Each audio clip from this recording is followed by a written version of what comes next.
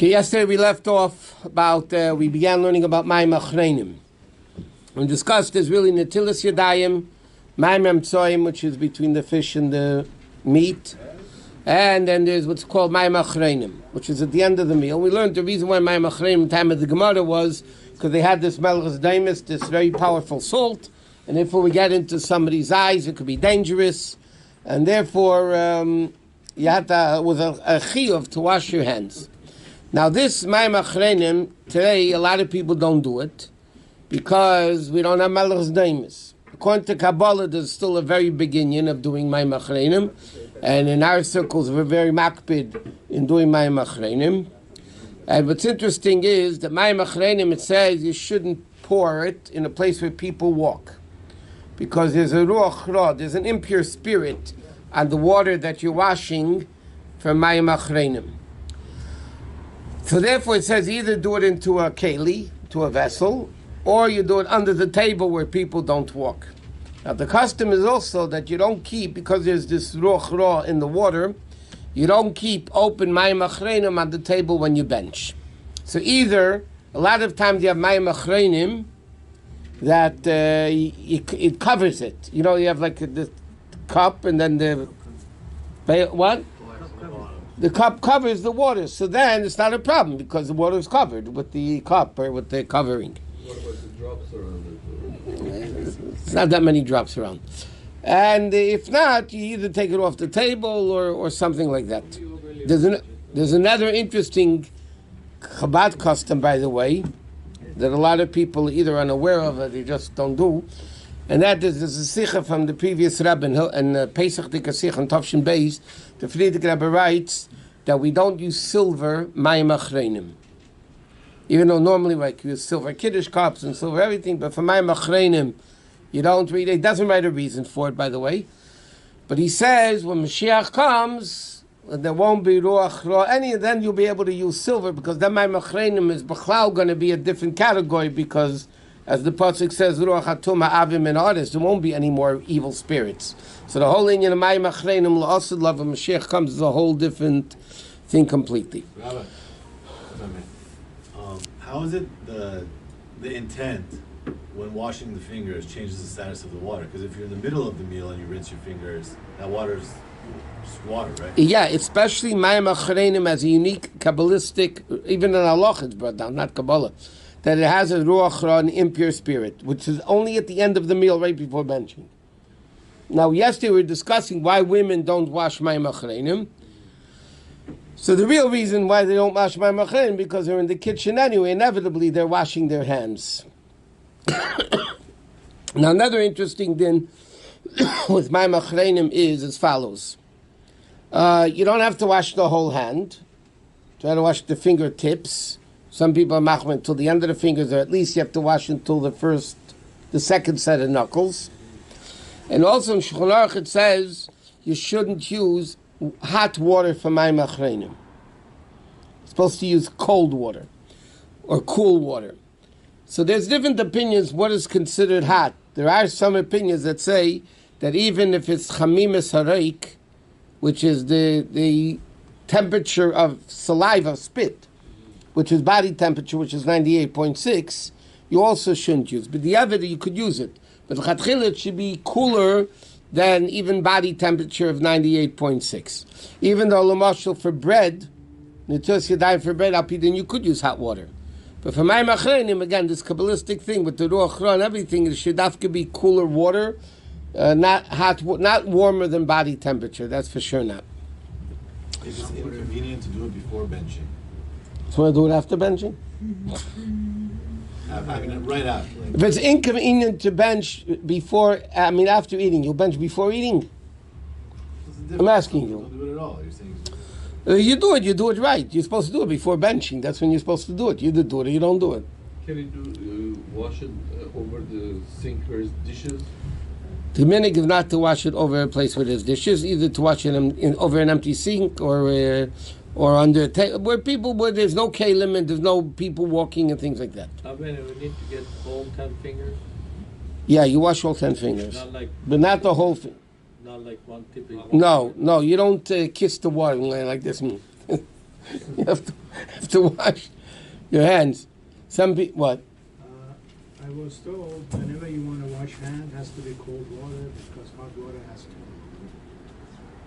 No. In Shulchan Aruch it says, by the way, that you could use warm water.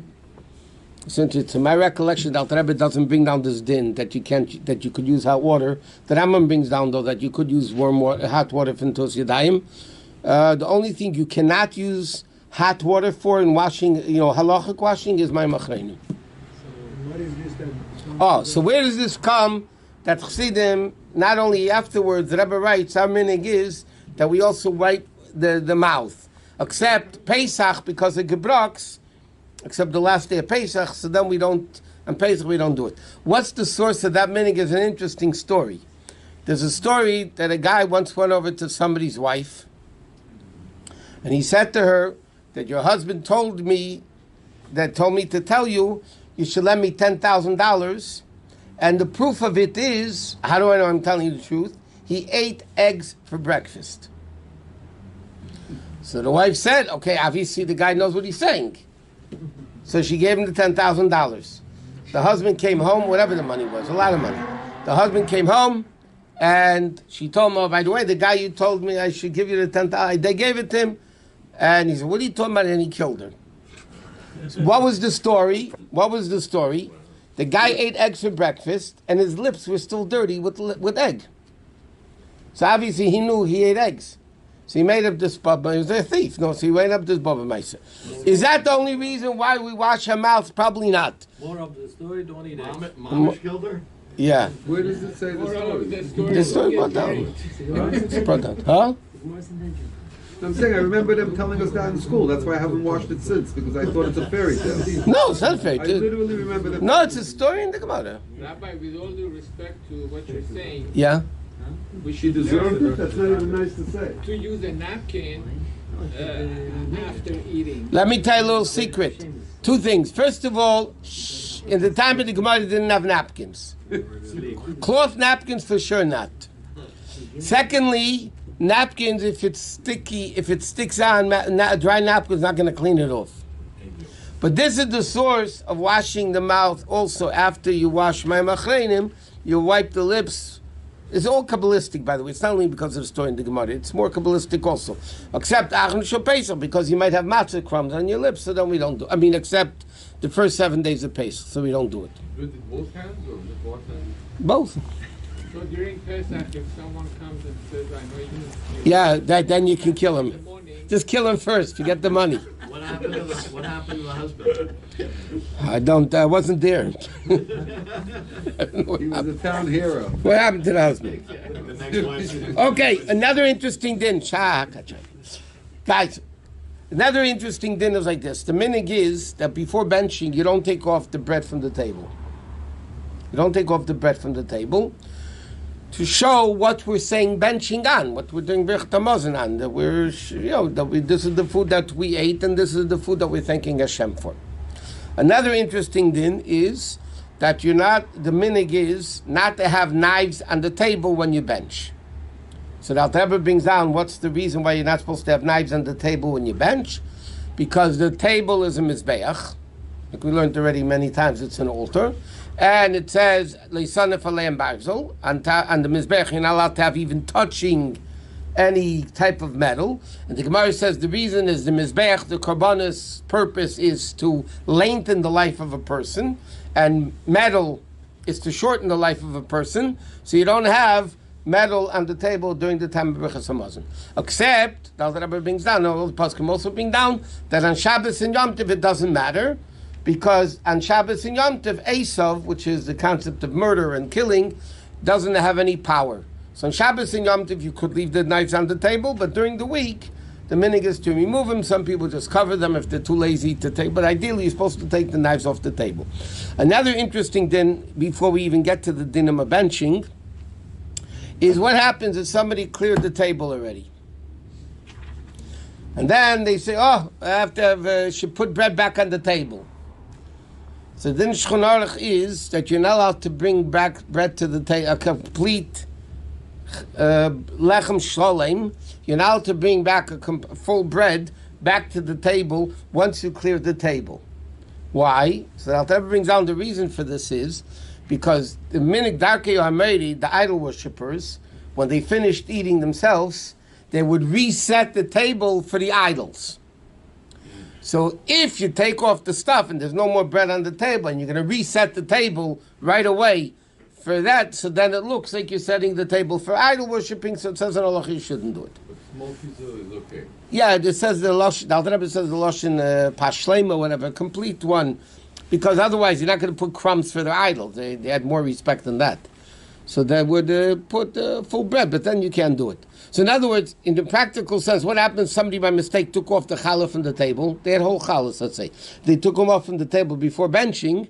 They shouldn't put them. They should keep them off rather than putting them back, because then it looks like you're resetting the table for the idols, which is Darkei Hameri, which is an offshoot of Avodah Zarah.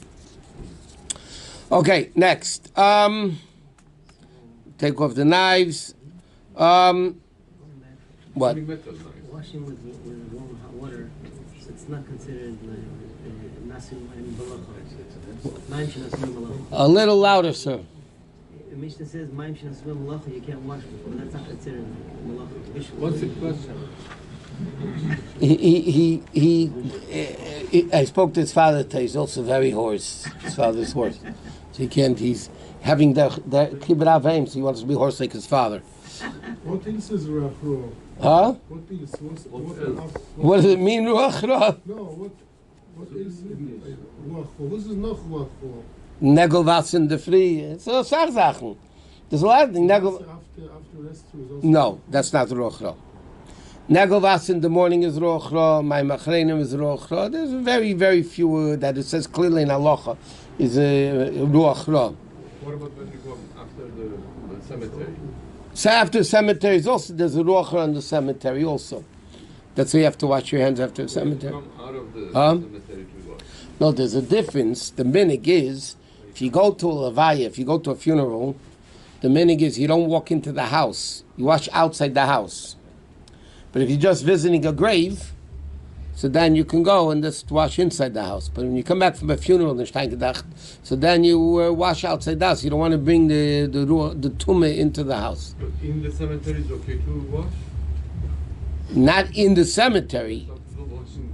You know, I'll tell you, while we're going off topic, in Shulchan Aruch it says, just walking into a bathroom, not even using it, just walking into the bathroom, then you have to wash your hands.